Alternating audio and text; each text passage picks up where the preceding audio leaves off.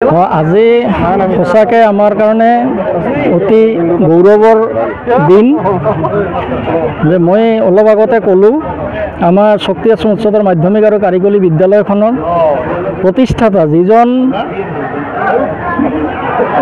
মহান ব্যক্তিৰ প্ৰচেষ্টাত এই বিদ্যালয়খনে প্ৰতিষ্ঠা লাভ কৰিছিলে সেই মহান ব্যক্তিগৰাকীৰ কোনো চিন-চাপ বিদ্যালয়খনত নাছিলে। গতিকে মই যেতিয়াৰ পৰা দায়িত্বভাৰ লৈছোঁ দায়িত্বভাৰ লোৱাৰ পাছৰ পৰাই মই চিন্তা কৰিছোঁ যে স্বামীজীৰ এটা প্ৰতিমূৰ্তি আমাৰ বিদ্যালয়ত স্থাপন কৰিব লাগে আৰু সেইমতে মই বিভিন্নজনৰ লগত যোগাযোগ কৰি আছিলোঁ আৰু সেইমতে আজি আমাৰ এই যোগাযোগ কৰাৰ ফল মতে আমি আজি এই প্ৰতিমূৰ্তিৰ আধাৰশিলা স্থাপন কৰিবলৈ সক্ষম হ'লোঁ। তাৰ কাৰণে মই অত্যন্ত আনন্দিত আৰু গৌৰৱান্বিত। স্বামীজীৰ প্ৰতিমূৰ্তিৰ লগে লগে আমাৰ বিদ্যালয়ৰ যিখন তোৰণ বিদ্যালয়ৰ তোৰণখন আমি বহুদিন আগতে শিক্ষক গোটৰ পৰাই নিৰ্মাণ কৰি দিছিলোঁ। গতিকে এই তোৰণখন অলপ পুৰণিকলীয়া হৈ আছিল। গতিকে তোৰণখন আমি কেনেকৈ নতুন ৰূপত দিব পাৰোঁ তাৰ কাৰণে মই বাৰে বাৰে আমাৰ বিভিন্ন সংগঠনৰ লগত যোগাযোগ কৰিছিলোঁ, বিভাগীয়ভাৱেও যোগাযোগ কৰিছিলোঁ। গতিকে সেইটোৰ ফালেদিও আজি এই তোৰণখনৰো আধাৰশিলা স্থাপন কৰা হ'ল।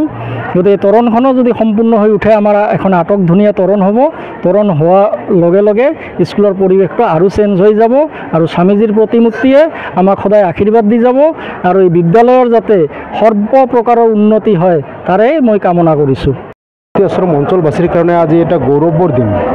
কাৰণ চাওক, যিজন মহান ব্যক্তিয়ে যিজন গুৰুধাৰ ব্যক্তিয়ে আমাৰ শক্তি আশ্ৰমখন নিৰ্মাণ কৰিছিল আৰু নিৰ্মাণ কৰাৰ লগতে ইয়াত শৈক্ষিক পৰিৱেশ বিৰাজ কৰাইছিল আৰু তেখেতৰ নেতৃত্বত আজি শক্তি আশ্ৰমখন গঢ় দি উঠিছে, আজিৰ পৰ্যায় পাইছে।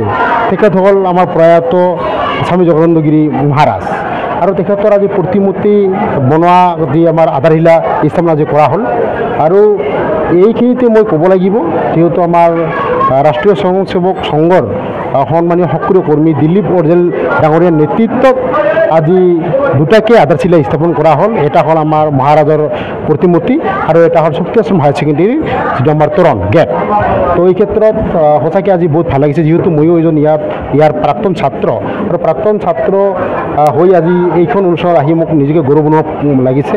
আৰু লগতে মহাৰাজৰ যাতে নীতি আদৰ্শ যাতে আমাৰ উঠি অহা যি নৱপ্ৰজন্ম যাতে সদায় মহাৰাজৰ যি নীতি আদৰ্শ আমি চলিব পাৰোঁ তাকে কামনা কৰিলোঁ। আৰু যি স্কুল মানে আয়োজক সমিতি তেখেতসকলে যি তৎপৰতাত আজি যি আধাৰশিলা কাৰ্য ৰূপায়ণ কৰা হ'ল তেওঁলোকক মই বহুত ধন্যবাদ জ্ঞাপন কৰিছোঁ।